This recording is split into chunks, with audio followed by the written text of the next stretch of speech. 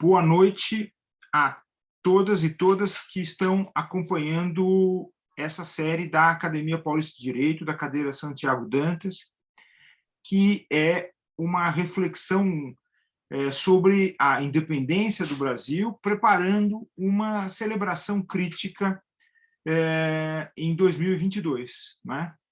Hoje nós vamos receber mais um convidado super especial, que é o José de Abreu. Nosso 10º programa, nós já recebemos pessoas maravilhosas, como o Silvio Tendler, que é o José de Abreu. O Silvio Tendler, Oi, espera aí, que eu preciso... O Silvio Tendler, nós recebemos o Renato Janine Ribeiro, a gente conversou com o Paulo Betti, nós conversamos com o Paulo Vanucchi, nós conversamos com Hermínia Maricato, e em cada um desses encontros nós falamos sobre temas diferentes, mas sempre com essa ideia de que a gente precisa refletir um pouquinho sobre o passado do Brasil, coisa que foi feita lá atrás, em 1922, quando o Brasil fez 100 anos, e pensar no futuro, quer dizer, quais são os nossos planos, quais são as tendências, as perspectivas e os projetos, não é? Os sonhos, apesar de nós estarmos vivendo um momento extremamente difícil, não é? Quando o Brasil fez 150 anos, há já 50 anos, nós estávamos vivendo a ditadura militar e o momento mais difícil da ditadura, não é? 1972, era presidente do Brasil o Emílio Médici, um general, que foi responsável por esse período mais difícil. E o ano que vem, lamentavelmente, nós estaremos ainda sob o governo de de alguém que se mostra absolutamente ilegítimo para governar e incapaz de governar. Então, essa reflexão é muito importante, porque nós precisamos saber como nós vamos superar isso tudo e o que a gente vai fazer daí para frente, para que, sobretudo, isso tudo não se repita.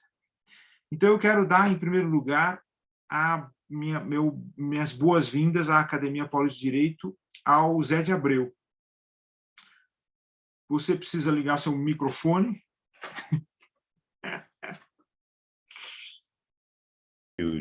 Pronto. Você está falando com todo mundo. Zé de Abreu, tudo bem? Tudo bem, desculpa, estava dando retorno, eu apaguei o microfone. É um prazer estar aqui conversando com você, meu querido, e muito obrigado pela oportunidade da gente discutir essas coisas tão importantes para o nosso presente e para o nosso futuro, né? Eu acho que a gente está vivendo um momento histórico extremamente complicado, né? Talvez só comparado com a ditadura, estava falando de 1972, havia uma piada na época que se dizia qual é a diferença entre a inteligência do Costa e Silva e do Garrastazu. É porque a do Garrastazu mede-se. A do Costa e Silva era incomensurável. E hoje nós estamos vivendo também uma ignorância incomensurável, né? A cada dia, o presidente da República dá mais mostras de que não tem as mínimas condições, né, de decoro, de competência, mínimo de inteligência, de conhecimento de Brasil e de política para permanecer no cargo. E cada vez que ele viaja, isso fica mais claro, né? Porque ele sente isso dele próprio. Você viu ontem ele andando assim, ele foi procurar um garçom para conversar. Nada contra os garçons, absolutamente, já fui um deles, mas essa coisa de quando todos os chefes de Estado... É engraçado isso, é como, mesmo que você não conheça, quando eu cheguei na Globo e ia para festas de estreia de novela, eu não conhecia 80% dos atores, mas não importava, éramos colegas. É isso que acontece numa reunião de cúpula. no meeting de cúpula. E não se conhece, mas todo mundo sabe quem é quem. Então, todo mundo chega e se cumprimenta. Você viu como o presidente da Argentina foi recebido, o presidente da França foi recebido. É um sorriso. Ninguém fez isso com ele. É uma coisa... Virou um lumpen, né? É um momento super triste. E agora você falou do seu início aí da sua carreira, né, na Globo. E você, mas antes disso, você tinha me contado uma coisa muito interessante, é que você tem uma ligação com o direito, né? Você, em primeiro lugar, estudou um pouco de direito lá na PUC, enquanto você fazia teatro no Tuca, né? No importante Tuca, né? Na história brasileira, na história da resistência e na história do próprio teatro, né? Muitas coisas interessantes aconteceram lá. E você estreou numa peça super importante, né? Até em sua homenagem eu pedi para fazer justamente o flyer com uma imagem do Morte e Vida Severina, o filme. Mas você estreou no teatro Morte e Vida Severina, do João Cabral de Melo Neto, com a música do Chico Buarque, né? O Chico Buarque, que era estudante de arquitetura e deixou a arquitetura, e você que era estudante de direito e deixou o direito. E tem uma ligação com o direito mais antiga. Conta um pouquinho disso aí. Por que você estudou, foi estudar direito? Conta aí, vai. Você sabe que o Silvio Tendler também contou essa história. Ele foi estudar direito na PUC lá do Rio e descobriu que ele não tinha nada a ver com a história e saiu, e para nossa sorte. Você também, é a mesma coisa, né? Não, o meu avô de Goiás, natural da cidade de Goiás, fez direito na Faculdade de Direito de Recife, não é a mais antiga do Brasil, não é? Isso. Que em 11 de agosto, né, que é a data. Mas, enfim, ele entrou na Faculdade de Direito, conseguiu o diploma dele, toda a documentação dele da Universidade Federal de Pernambuco. Em 1868 ele se formou, era o ano que eu estava na PUC de São Paulo fazendo direito. Bom. Ele é 100 anos mais velho do que eu. Meu pai é 50 anos mais novo do que ele e 50 anos mais velho que eu. Então, meu avô e eu temos 100 anos. Ele foi juiz de direito, depois chefe de polícia da província de Goiás, que se equivale a um secretário de Segurança Pública. Depois ele foi ser juiz outra vez, criou o Tribunal de Justiça de Goiás e foi o primeiro presidente do Tribunal de Justiça, foi desembargador e tal. E toda a família, todos os homens da família vieram para o Rio fazer direito, inclusive meu pai. Um virou advogado em São Paulo, Hugo Abreu, meu pai, José Pereira de Abreu, virou delegado em Santa Rita do Passa Quatro, no tempo que delegado de polícia não usava arma, era a voz de comando, ninguém se atrevia, imagine se ia atirar no policial, imagine se ia desrespeitar um delegado de polícia. E aí eu fui fazer direito por uma condição. Meu filho, um dos meus filhos é advogado. É uma coisa que acho que está no sangue.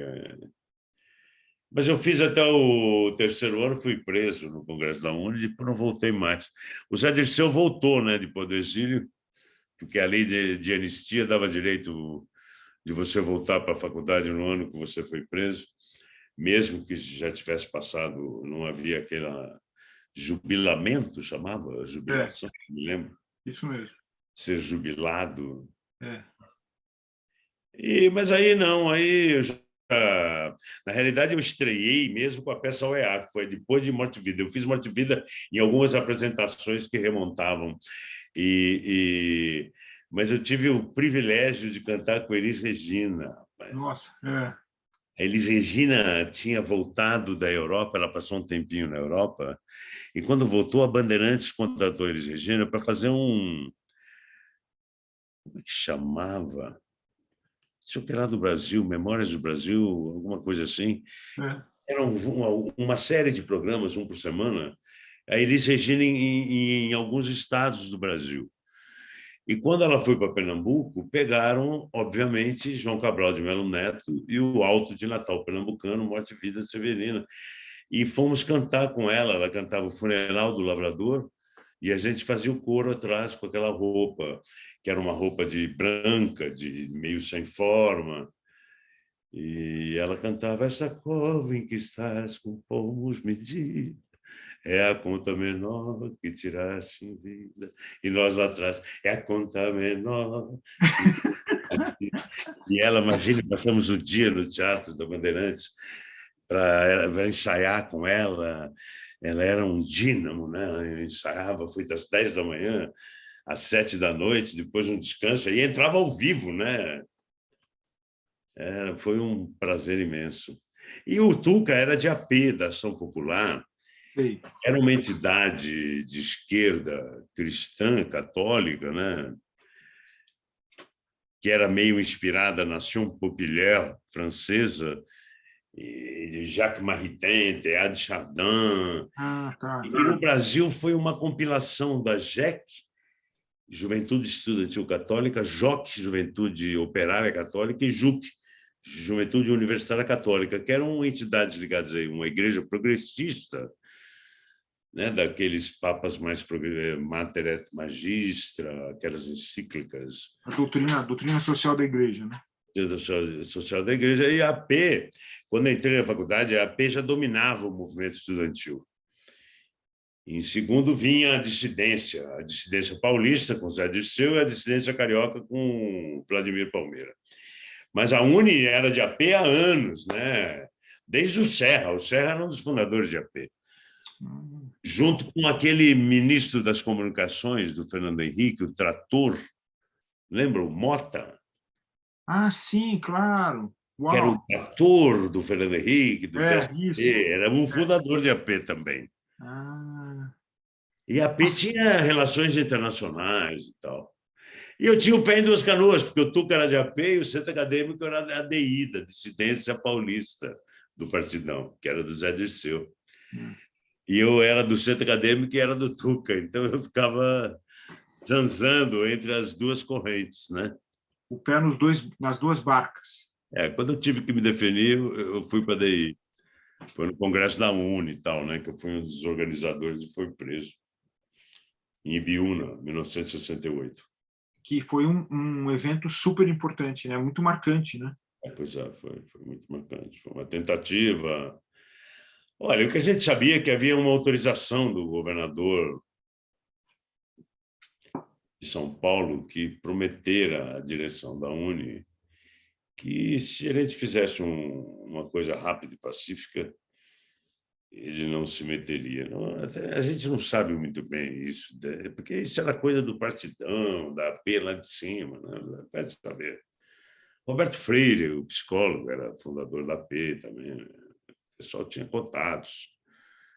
Ele era júri dos festivais da canção, era compositor, né? Tinha um pessoal, era paulista, muito importante na AP. E fazer oposição à ditadura para uns políticos mais democratas era legal. Não era todo mundo que era de extrema-direita. Claro. Havia gente que não era de esquerda, mas era de um centro democrático e tal. Uma amiga minha, do Tuca, ficou escondida na casa de um milionário paulista no Morumbi. E era um industrial patriota, que achava que a ditadura era uma coisa absurda, entendeu? Que, pô, é coisa de republiqueta de banana. Mas é interessante isso, porque você começa, digamos assim, a sua performance se pratica na política, né? Quer dizer, você está envolvido na área da política. E quando é que você... aí você é preso e depois você tem que sair do país. Você vai embora, você vai para a França. Eu saí quando saí da cadeia um dia antes do AI-5 com o Zé Roberto Arantes. Fomos para o CRUSP. A UNE estava em Assembleia Geral Permanente, porque não tinha, estava acéfala. O Zé Roberto Arantes era vice-presidente, assumiu a presidência. E logo em seguida houve uma invasão do Tuca. E o Jorge, tem um depoimento dele bonito na página do Tuca, quando o Tuca fez 50 anos, o Jorge me falou, tiveram aqui atrás de você, estavam lá tentando abrir o palco, atrás de arma e tal. E aí havia uma parte do Exército Brasileiro que tomou a si cuidar de consórcios de automóveis. Começou a haver muita malandragem em consórcio. Aí os generais fizeram uma lei e prenderam um cara que era namorado de uma amiga minha. Não tinha nada a ver, não era de esquerda, nada. E ele levou uma dura de um general no quartel do 2º Exército, no quartel-general do 2º Exército, em Ibirapuera. E aí conversou com o general, tal. Acho que o general pediu um dinheiro, ele deu. Aí estavam lá tomando um café. Ele olhou e viu um quadro, uma foto do Papa Pio X, que tinha um chifre pintado com pincel atômico sobre o vidro. O retrato estava atrás do vidro e era do Centro Acadêmico 11 de agosto, 22 de agosto, lá da PUC de São Paulo. 11 de agosto é da São Francisco, 22 de agosto.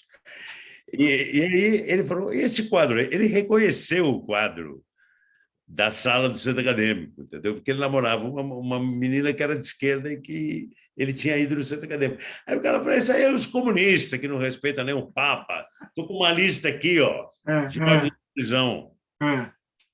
E ele viu a lista de ponta cabeça, e ele viu Abreu, José de Abreu. Puta que pariu, ele saiu de lá e me ligou. Aí eu rapei fora. Eu e mais 2 amigos. Primeiro a gente foi para Itapira, ficou uma semana numa fazenda do Toy, que era uma tabaquista do Morte Vida Severina, dono de uma rádio hoje em Itapira. E depois vim de Itapira, fui para a rodoviária, encontrei minha mãe e vim embora para o Rio de Janeiro. Depois fui para o Rio Grande do Sul, não, fui para Pernambuco, Salvador, Bahia, interior da Bahia. Aí fui para o Rio Grande do Sul, fiquei no Rio Grande do Sul até o final de 72, e aí fui embora para a Europa. Aí voltei e fui morar em Pelotas. Aí era uma coisa assim, porque não havia ainda computador, não havia rede nacional de polícia, entendeu? Então, em Pelotas, eu cheguei como um paulista que veio de Londres, cabeludo, que tinha morado um tempão, ninguém sabia do meu passado. Até na Universidade Federal de Pelotas, quando fui contratado, eu passei por uma... Como é que chamava? Era uma diretoria de investigação. Uau, Toda a universidade tinha, toda a universidade tinha. Que absurdo. DSI, segurança institucional, uma coisa assim, gabinete. Aí me interrogaram lá, um coronel lá, eu menti pra cacete. E você e a sua mulher era ligada ao teatro também? Sim, a Nara Keisman ela tinha feito História, licenciatura em História, depois fez bacharelado em graduação teatral. Então, ela tinha a pedagogia da licenciatura em História. Então, nós fomos para Pelotas, da Grécia. Ela foi convidada para fazer o currículo do curso de Educação Artística na área de artes cênicas, porque Pelotas já tinha o Conservatório de Música Municipal e a Escola de Belas Artes, muito antigos os dois. E a universidade absorveu os dois, a Universidade Federal de Pelotas. E para fazer o curso de Educação Artística tinha que ter a área de artes cênicas também.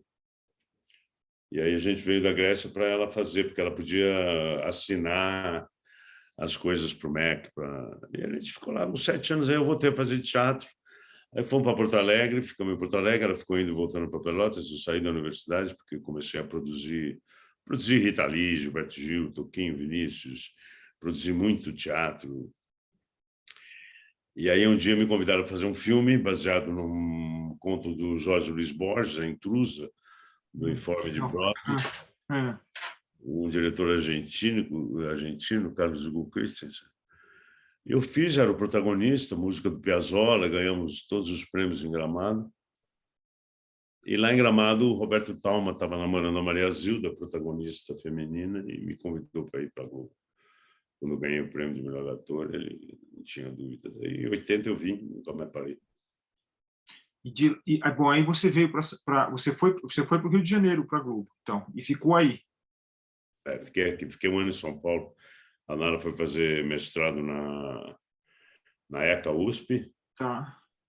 Foi um ano assim entre ser convidado para uma novela e ser contratado, demorou uns 8 meses e tal. Agora, Zé, me conte uma coisa. Se você não tivesse tido esse problema de ter sido preso e perseguido pela ditadura, você estava fazendo direito e estava lá fazendo teatro. O Como é teatro que já teria tinha... sido o seu caminho? Não, o vírus do teatro já tinha entrado. Não, é uma doença. O palco é uma doença. Não, é muito difícil. Eu já tinha feito 2 trabalhos na Bandeirantes como ator profissional. E antes de ser preso, eu fiz a minha primeira peça profissional, depois do Tuca. E já comecei como protagonista, fazendo Orestes em Electra de Sófocles. Que legal, Foi muito legal, lá no Teatro Anchieta, ali do Sesc. E a crítica gostou do meu trabalho. Foi muito difícil, mas foi muito legal. Foi começar com uma tragédia grega, tinha carreira profissional meio... E que tem tudo a ver com o direito, né? Hein? Porque, enfim, tem tudo a ver com o direito, né, Orestes, né? Porque é a fundação do Tribunal Democrático, né? Muito legal, a democracia. E depois, quando... É engraçado isso, viu? Porque eu antes do Tuca, eu nunca tinha pensado em ser ator. Mas foi tão fácil. Acho que essa coisa acho que isso é o talento, sabe? É a facilidade que você entra numa coisa que você nunca conheceu e passa a ser uma coisa... Obviamente que eu tinha dúvida da minha qualidade como ator. Isso é uma coisa que é meio recorrente em ator. A gente demora muito para se reconhecer como ator. Porque, sabe, você não tem um instrumento musical entre você e o público. Você não tem um violão, um piano, você não tem um pincel ou uma tela. É você, é o teu corpo, tua voz, tua cara, teu gesto. Você fica nu, completamente nu, para o diretor, né, para os seus colegas. Quando você está experimentando, você faz muita coisa ridícula, não tem nada a ver com o personagem, é horrível. A estreia é uma dor absoluta. Você jura por Deus que você nunca mais vai fazer teatro. Quando começa o barulhinho da plateia entrando no dia da estreia, tem ator que vomita, tem ator que dá diarreia. Diarreia é recorrente. E você passou por isso? Passo toda vez que eu estreio. Ainda? Que legal. Olha, produzi uma peça da... Estou ficando gaga, depois do Google não decoro nada. Aquela atriz bem velhinha que falava palavrão pra caralho. Vai tomar no cu. Dercy Gonçalves. Produzi uma peça dela em Pelotas, né? Isso é uma forma horrível de descrever uma pessoa, né? E o pior é que a gente se Ela lembra... adorava, ela me deu um chupão. Um pouco antes de morrer, ela me deu um chupão no Festival de Cinema de Paulínia. Foi uma glória. Tem fotos na internet. Uma figura. E eu produzi ela em Pelotas, né? E antes eu falei, fui lá no camarim, falei, vou dar o 3º sinal. Ela falou, pera, que eu tenho que dar uma cagada. Para com isso, você com 70 anos de carreira ainda dá diarreia. Ela falou, o dia que não der diarreia na estreia, eu paro de fazer teatro. É porque é uma coisa, mexe com a sua psique, sabe? A estreia. Assim. Mesmo que seja assim, ela ia estrear, ela tinha feito Porto Alegre uma semana, parou uma semana, foi fazer uma quinta, sexta, sábado e domingo em Pelotas. Mas Pelotas é porque é aí que tá, bicho. É um teatro lindo, enorme. Dá medo, dá medo. E você deu aula lá em Pelotas também, né? Dei aula no FEPEL, tive uma escola de criatividade para crianças. E como foi essa experiência de dar aula? Foi legal? Foi legal. Eu me dei bem, eu sou geminiano, acho que tem a ver... ser professor tem a ver, comunicação, né? Tem a ver com a palavra. Legal. Por isso que eu acho que eu posso ser um bom parlamentar, porque a palavra é a arte do ator, Claro. né? Da vida à literatura dramática. A literatura dramática está aí, atrás de você. Você tem uma peça de teatro aí, é literatura dramática. Ela só vira teatro quando você monta, abre o pano, fecha o pano. Teatro é o efêmero, é a arte do efêmero. Tá.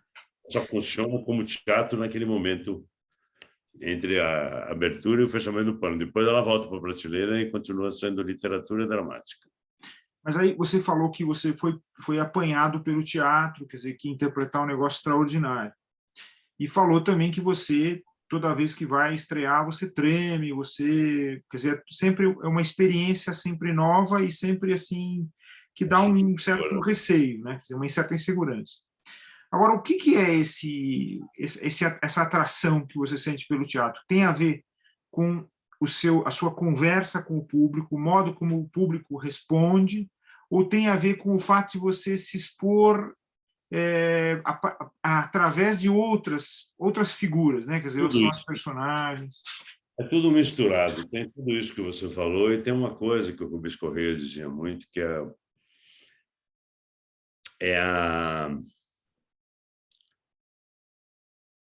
o brilho, o ímã, que é o risco.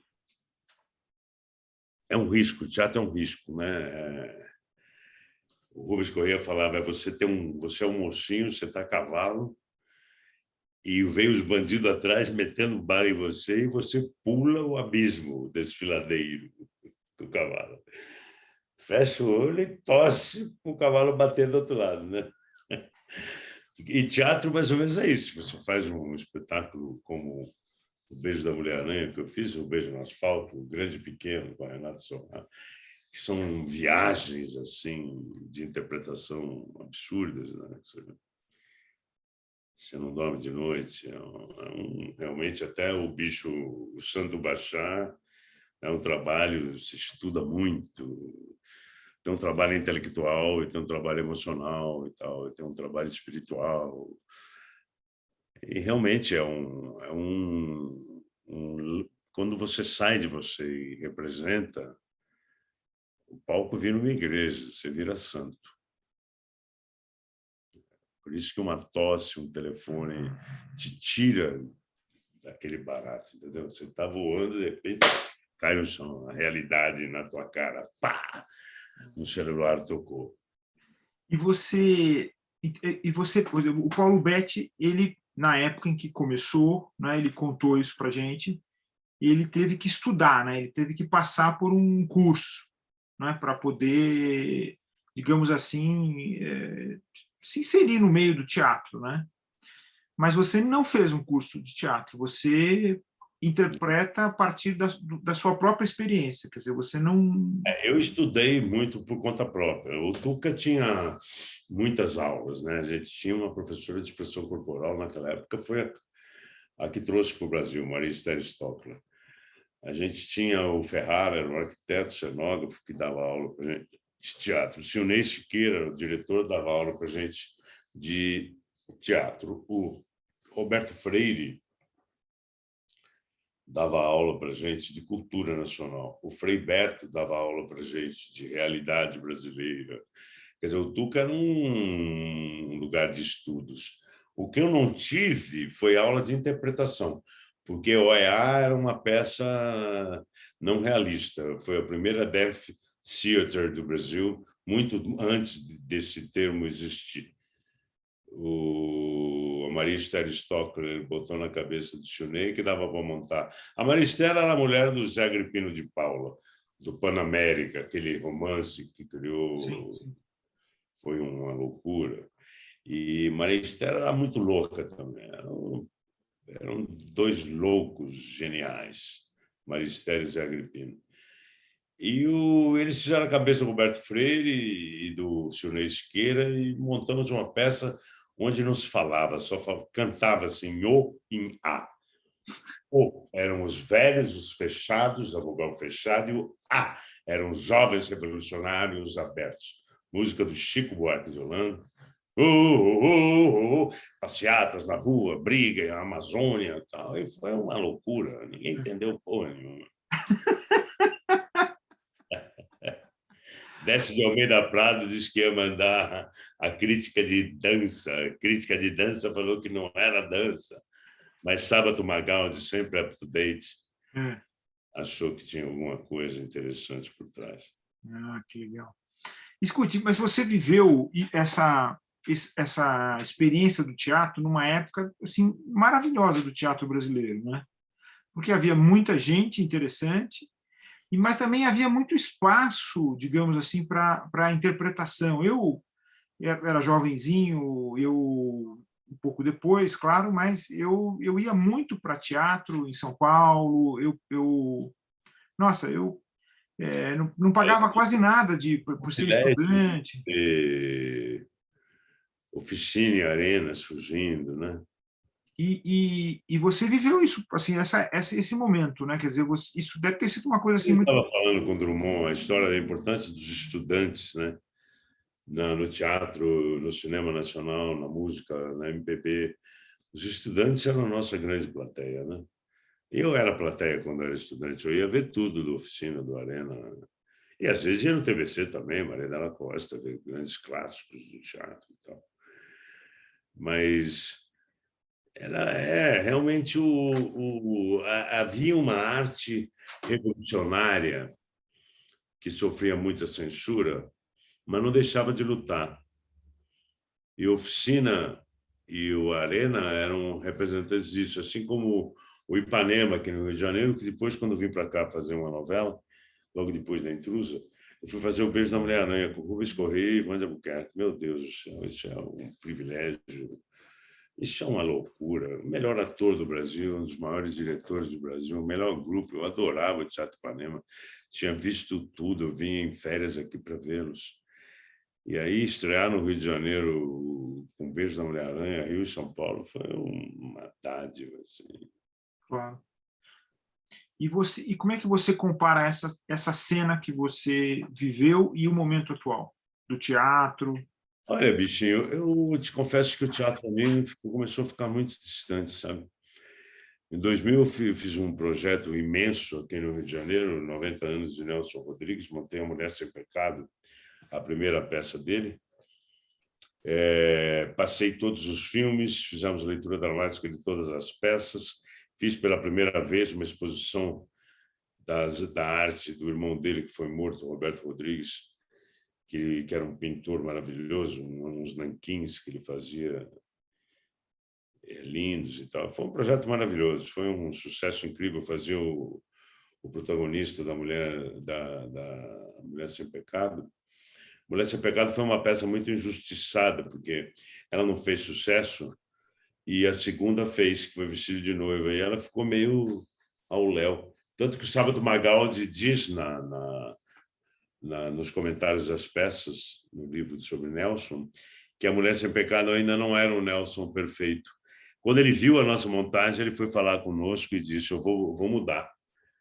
Já é um Nelson perfeito, porque ele nunca tinha visto montada, só lido. E o Olegário, um protagonista maravilhoso, que se bota numa cadeira de rodas, casado com uma jovem, para provar que a mulher vai traí-lo, porque toda mulher trai quando é casado com uma gênero. E aí ela não trai. Quando ele se convence que ela não trai, ele vem falar com ela, ela fugiu com o motorista. É genial. Claro. Por minha sugestão, nós colocamos o motorista negro e o Luiz Arthur Nunes. Nós falamos com a família, com todos os intelectuais que conheciam o Nelson. Não tem problema nenhum. Criou um impacto muito maior. Lancei o filho do Antônio Pitanga, o Coco Pitanga, como ator maravilhoso. Estava linda a peça. Luciana Braga fez a protagonista. E se você pudesse pensar um pouquinho nos seus melhores momentos, digamos assim, na sua formação, assim como ator, quais teriam sido, assim? Quais foram as melhores experiências que você teve? Bom, em teatro, eu fiz uma coisa em Pelotas que foi muito importante, que foi a Salamanca de Jaral, uma lenda gaúcha do João Simões Lopes Neto, que é um precursor de Guimarães Rosa, que eu fazia um rapsodo, um narrador sensacional. Depois o Beijo da Mulher-Aranha, sem dúvida nenhuma.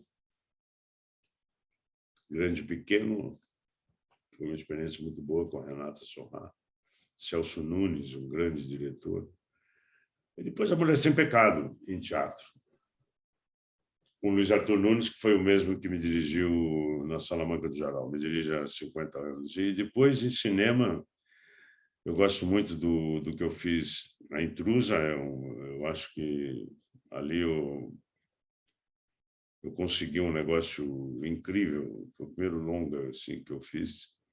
Eu tinha feito uma cena num filme, Anushka, Manequim Mulher, só uma cena com Francisco Coco. Mas a Intrusa, eu acho que eu fiz um trabalho stanislavskiano. Eu estudei muito Stanislavski, por conta própria, eu te falei, eu estudei por conta própria. E depois eu gosto do Lamarca, que eu faço o Matador do Lamarca, tem umas cenas ali que eu gosto. O Guerra de Canudos, mais ou menos. Um bom papel, mas não é uma coisa que eu...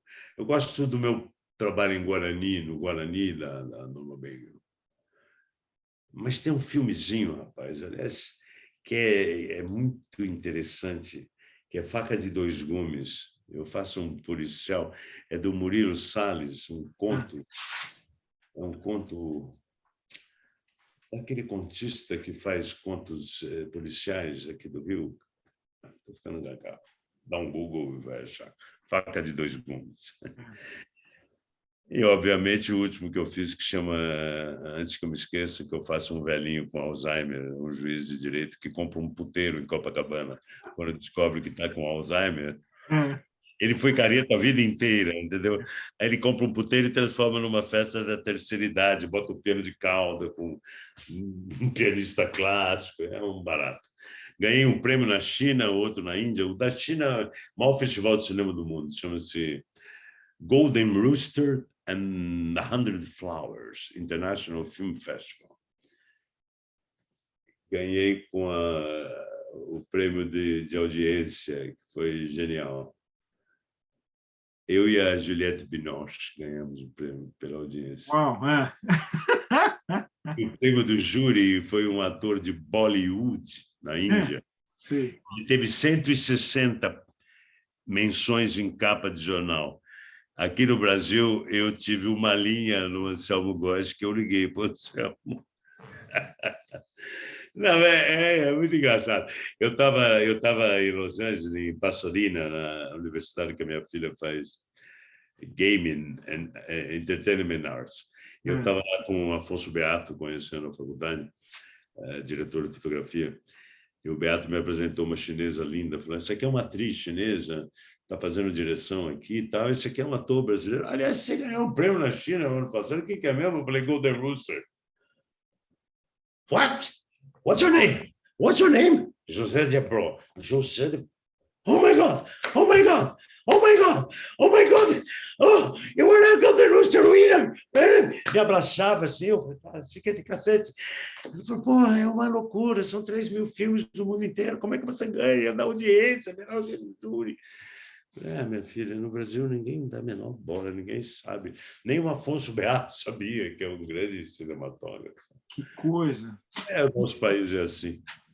Mas você acha que isso... Mas isso é uma coisa... Mas o que o Brasil é um país extraordinário para o cinema, né? Quer dizer, o Brasil tem aí... Extraordinário para o cinema, mas não tem informação de fora. Não existe mais um jornalismo especializado em cinema. Segundo os cadernos de cultura, você vê, eles afinam cada vez mais. Tem crítico de cinema, mas não existe mais aquele jornalista de cinema, né, que ia no Festival de Gramado, ia no Festival de Brasília, acompanhava a produção dos filmes, acompanhava os lançamentos, e aí vinham outros e faziam uma crítica, mas o jornalista, o repórter de cinema, não tem mais, como não tem mais repórter de teatro.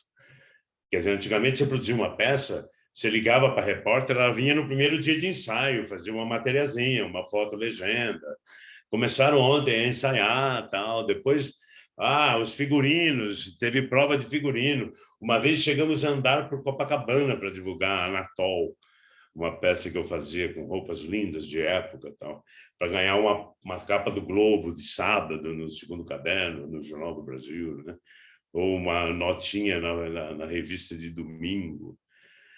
Mas isso hoje não existe mais. Por que não? Por que não? Por que acabou? São os desimportantes, né? Mas por quê? Se hoje nós vivemos uma época de muita celebridade, né? Você vê matéria de teatro, não é raro você ver uma matéria de teatro no jornal. No máximo, você tem crítica, não existe mais um Décio de Almeida Prado, um crítico como o Sábio Magaldi, como aqui no Rio, como é que era o nome dele, que foi diretor da CAL. Críticos maravilhosos. E gente que escrevia sobre teatro. Me lembro, no Estadão, tinha Mariângela Alves de Lima. Mesmo Arthur Chechel, aqui no Rio, escreveu sobre teatro, depois ele foi editor do segundo caderno, do Caderno B, do Jornal do Brasil. Tinha uma jornalista que ia entrevistar a gente para fazer os ensaios e tal. E tinha matérias que comparavam grupos e peças e que estavam em cartaz, né? Eu não sei, o que acontece é que o cinema brasileiro perdeu muito espaço para blockbuster, né? Hoje você entra num shopping, tem 20 cinemas passando o mesmo filme. Na França, um blockbuster, você pode alugar 17 cinemas no país inteiro. Não tem reserva de mercado, só que tem isso, não vai encher todo o cinema com uma merda de um super-homem, entendeu? Não tem isso. Quer dizer, mas então você acha que falta ação do Estado? Ai, bicho, aí a gente entrar nesse... Aí precisaria de fazer um debate. Eu não sei se é ação do Estado. Por exemplo, a defasagem de preço de ingresso de teatro é um absurdo. Meio ingresso, todo mundo tem carteira de estudante, é uma loucura. Então, você já calcula que 80% da plateia vai ser estudante e coloca o nível do preço de acordo com isso. Há uma defasagem incrível. Acho que uma peça de teatro hoje, se for comparar com os anos 80, tinha que estar R$1.000, ninguém vai. Então, é uma coisa que, em se elegendo o Lula, vai ter que se rediscutir, Lei Rouanet, isso tudo está defasado, tem que repensar isso aí. Eu acho que a gente vai herdar um país, se Lula for candidato e for eleito, destroçado, né? Não tem mesa mais, o Ministério da Cultura, não existe mais Ministério da Cultura, do Trabalho, Funarte está parada, Ancine um caos, Cinemateca queimou, é uma loucura. E se você fosse, digamos assim, bolar digamos assim, o Ministério da Cultura dos seus sonhos, o que você acha que esse ministério faria? Eu me preocupei com isso. O Ministério da Cultura do meu sonho é Antônio Graça, ser ministro da Cultura. A Luciane Costa, como é o nome dela, que foi da Petrobras, do Departamento Cultural da Petrobras, também sabe tudo. Comandava um departamento cultural da Petrobras, que era uma coisa maravilhosa, sabe? Tinha tudo, tinha índio, tinha comunidade, tinha dança no mundo inteiro, tinha orquestra, patrocinava tudo quanto era filme. Enfim, mas eu não estou... Mas eram pessoas administradoras, então, quer dizer, não eram pessoas do meio teatral. Não, o Antônio Graça é ator, diretor. Sim, claro. Luciane Costa, acho que era administradora pública. Mas a Petrobras chegou a ter 100 e tantos funcionários no departamento de comunicação. Tinha gente maravilhosa lá. Eu só fiz um trabalho com eles, mas eu acompanhei, porque era... Pô, você viajava o mundo, você via a Petrobras em tudo quanto era canto. Projeto Tamar, era golfinho rotador, a Débora Coca, o mundo inteiro com Débora Coca, patrocínio Petrobras, era maravilhoso. Mas eu te confesso que eu não sou a melhor pessoa para discutir política cultural, não é o meu barato. obviamente, que o Antônio Graça é um cara extremamente preparado. Ele foi presidente da Funarte durante anos, e agora em Inhotim durante anos. Agora assumiu uma diretoria cultural, uma diretoria internacional de Inhotim, abandonou a presidência e trocou. E eu acho que tem que ter essa coisa de gostar da produção cultural, entendeu? Eu gosto mais da política em geral. Obviamente que, se eu realmente me candidatar a deputado federal e se eu for eleito, eu vou cuidar da área cultural. Mas, obviamente, que eu vou ser um instrumento do Lula dentro da Câmara, né? Tem que acabar com a fome, tem que erradicar a fome de novo, tem que erradicar o desemprego de novo, tem que reindustrializar o Brasil, tem que tirar o Brasil. O Lula agora vai viajar para a Europa. Você vai ver, espero não tenho certeza que a relação dele com os chefes de Estado vai mostrar a diferença entre ele e o Bolsonaro, sabe? Não tem comparação. Querido Alfredo, será que a gente fica muito mais tempo? Não, porque eu tenho um compromissozinho. Não, nós vamos terminar logo. Botei na cabeça que era 19h30, porque a maioria das lives não faz mal. A gente está conversando tranquilo, não precisa se preocupar com isso.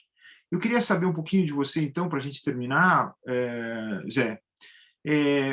Quais são os seus sonhos, assim, digamos, daqui para frente? Quer dizer, você, um pouco como o Paulo Betti, está pensando muito em militância, né? Quer dizer, você nunca deixou o partido atual nos faz pensar assim. Quem tem um mínimo de consciência política não pode se furtar a se engajar num movimento, num mutirão de cidadania para reconstruir o Brasil. A gente está vendo a cada dia o Brasil degringolando, né? Cada vez mais assim, uma incompetência, uma inapetência. O Bolsonaro é inapetente, ele é preguiçoso, ele é vagabundo, não há vontade de governar. Aquela coisa, o Guedes só fala aquele monte de palavras, não acontece nada.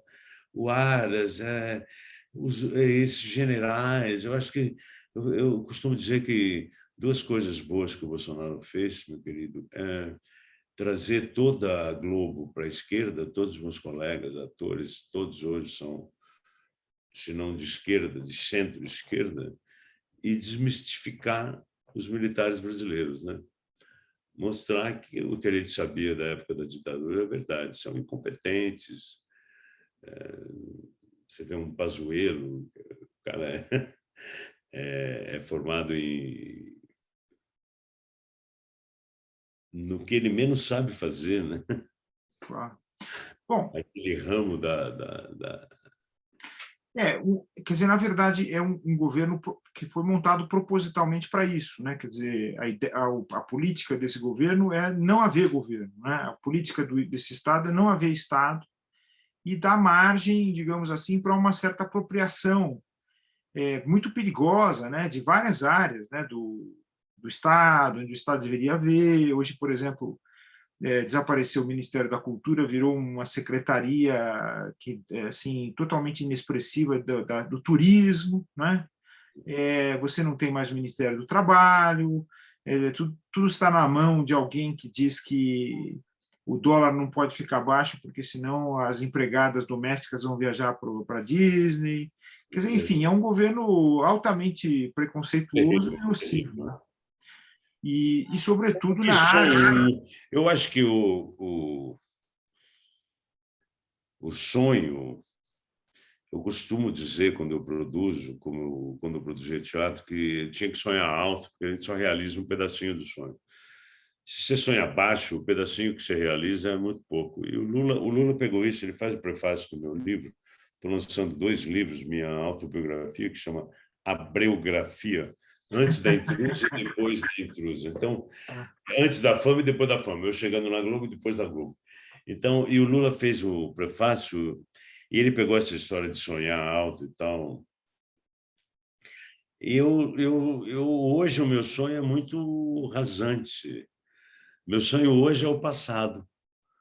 É trazer o Brasil para o passado de 2005, 2010, o passado de 2012, quando a gente tinha 4% de desemprego, que era pleno emprego, quando a gente tinha um salário mínimo condizente com o que o povo precisava, quando a gente tinha Bolsa Família funcionando, não só era água, era luz para todos, era boca, sorriso, Brasil sorridente, SUS, SAMU, tudo que o Lula fez, tudo que o governo do Lula fez para levar o Brasil à 8ª, 7ª, 6ª potência mundial. E hoje o meu sonho é voltar ao passado. É incrível, o passado era muito melhor. A ponte para o futuro do Temer nos trouxe para a Idade Média. Se a gente voltar uns 10 anos, a gente vai estar muito melhor. Então, meu sonho é um sonho bem baixinho, porque não dá, não tem como você... Vai ter que ter um tempo para reconstruir. Não vai ser fácil. Não vai ser fácil. Legal, Zé. Obrigado pela sua presença. Obrigado a você. Foi ótimo o papo. Você me deixou muito... Eu me senti inteligente conversando com você. Obrigado. Não, pelo contrário, eu achei maravilhoso. Assim, eu que gostei muito, eu aproveitei muito o que você falou e tudo que você contou sobre você, sobre a sua experiência, seus projetos, o seu engajamento, ele serve para o pessoal mais jovem, né? Hoje a Academia Paulista de Direito não é uma instituição daquelas antigas de academia. Hoje é uma instituição voltada para os jovens, tem muitos núcleos de pesquisa, o pessoal pensa muitas áreas do direito que fazem diálogo com outras áreas, né? Fora do direito, fora da caixa do direito, né? Porque o direito é uma coisa muito problemática e, sobretudo no Brasil, a gente vê por tudo que acontece. Hoje em dia, todo mundo está prestando atenção no que está acontecendo no direito, as pessoas olham para o Supremo, olham para os outros tribunais e se desiludem muito, né? Antigamente, até dizia isso, as pessoas falavam mal do direito porque não conheciam. Hoje elas falam mal porque conhecem. E precisa haver uma transformação. E essa transformação só vai acontecer na medida em que a gente ouvir mais a sociedade. Uma das coisas que eu acho mais bonitas que o Brasil fez foi arte, foi cultura, foi cinema, foi teatro, foi literatura, né? Eu acho que o Brasil se expôs nessas áreas. Em outras, ele não foi tão bem. Então, eu acho que a contribuição que você pode dar, o Paulo, tantas outras atores e atrizes maravilhosos que a gente tem, que não é por coincidência, todos são engajados, né? Todos querem dizer alguma coisa também na política, e eu acho isso importante. Quer dizer, o direito tem tudo a ver com a política, o direito tem vergonha disso, e com isso, sabe o que acontece? As pessoas oportunistas acabam tomando conta, né? Quer dizer, essas pessoas que dizem, eu sou neutro, eu falo empolado, ninguém precisa saber desse assunto. O conjunto de leis é feito pelo legislativo, não é? É uma atitude política, né? Foi engraçado quando o professor de direito me estava falando sobre escala de valores, né? E você, como muda com o tempo e com o local, né? Você sai do Brasil, você vai para a Jamaica, o costume é outro, cara. Coisas que aqui e não só é o costume e o direito, né? Que vem depois do costume, né? Mas olha, muito obrigado. É muito bom. Eu tenho feito. É muito bom fazer esse tipo de conversa com pessoas das mais diferentes áreas, porque me estimula muito a aprender, a pensar e sair da minha bolha, do meu nichozinho. Muito obrigado, meu querido, e parabéns. Muito obrigado a Ana também, quem proporcionou esse nosso encontro. Legal. Obrigado para quem está assistindo. E vamos lá, leiam a biografia que vocês vão se divertir. Beijinho. Tá bom, tchau.